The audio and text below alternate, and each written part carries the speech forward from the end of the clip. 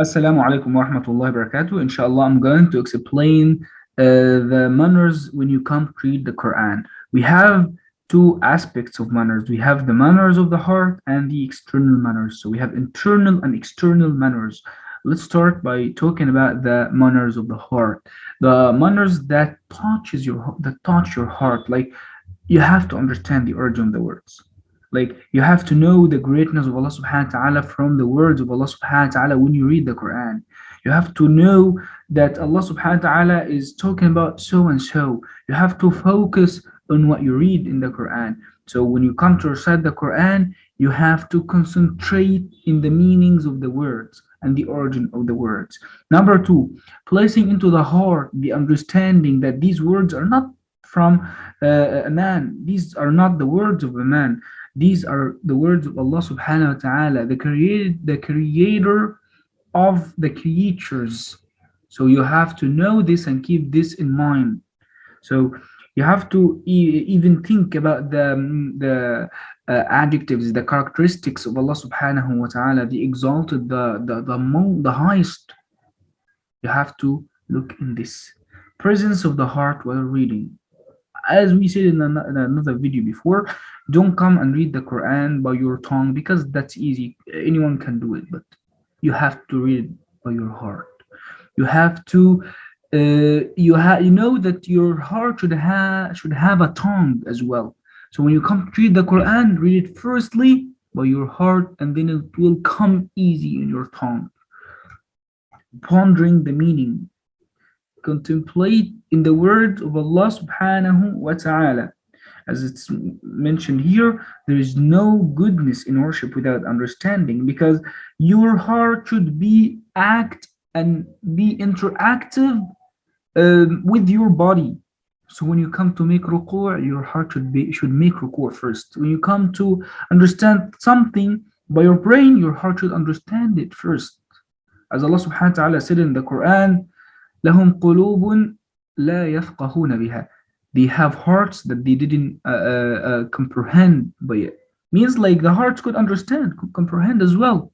So what I'm trying to say that your heart should understand as well. Should under the understanding of the heart, it's a reaction, an emotional reaction to what the Quran, what the heart hears and listens to. Understanding the meaning, as mentioned above, understanding the meaning by your heart, and try to act with the ayat. Try to be interactive with the ayat by showing by showing humbleness to Allah subhanahu wa ta'ala, by showing that you are poor and Allah is rich, by showing all these things, but showing that Allah subhanahu wa ta'ala is majestic and you are weak. Allah is power and you are weak. You have to show this to Allah subhanahu wa ta'ala when you read the Quran, which is called al-iftiqar, submission, and to Allah subhanahu wa ta'ala. Individualization. Individualization, that means that when you come to read the Quran, try to feel that Allah subhanahu wa ta'ala is just talking to you individually. These words are just to you. You have to like this message has just come to you. So when you understand this meaning, I promise you, you will understand the Quran and you will understand every speech coming from Allah subhanahu wa ta'ala to you.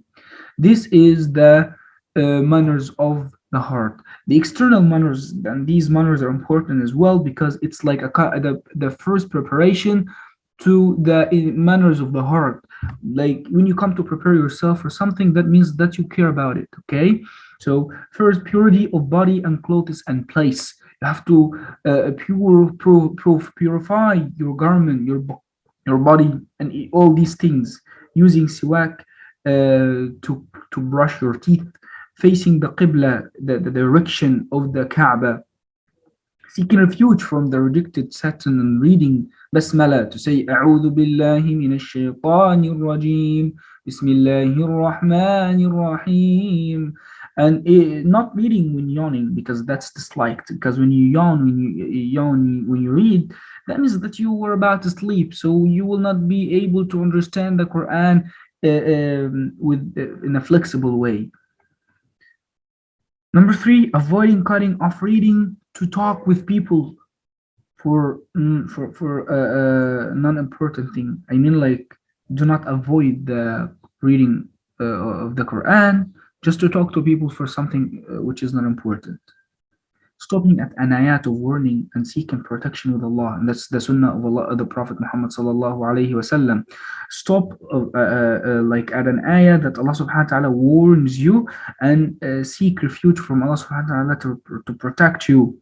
And that's the Prophet Muhammad sallallahu alaihi wasallam used to do this. Humbleness and crying reading. This is related to the to the internal manner, the manner of the heart. Try to show Allah subhanahu wa ta'ala that you are humble when you read, that you are poor, that you are weak, and that these meanings will come close to your heart. And I ask Allah Almighty to benefit all of us.